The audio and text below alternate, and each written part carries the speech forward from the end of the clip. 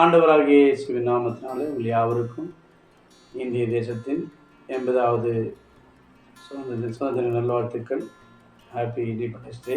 உங்கள் யாவரையும் ஆண்டவர் தாமே தேசத்தின் நன்மையினாலே அவங்களுக்கு அனுபவிக்க செய்வாராக.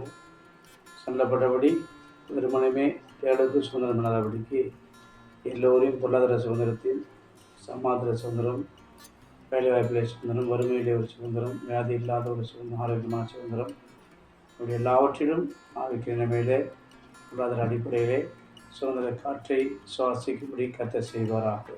தேசமே பயப்படாதே, மகிழ்ந்து கழிப்பது சேனைகளை கர்த்தர் உங்கள் நடுவிலே பெரிய காரியங்களை செய்வார். அந்த வார்த்தையின்படி ஆசீர்வாதமான மழை பெய்யும், தேசம் தன் பலனை தரும் என்ற வார்த்தையின்படியாக தேசத்தை குறைந்து தேசத்தின் நன்மைகளை நீங்கள் அனுபவிப்பீர்கள் என்ற வார்த்தை.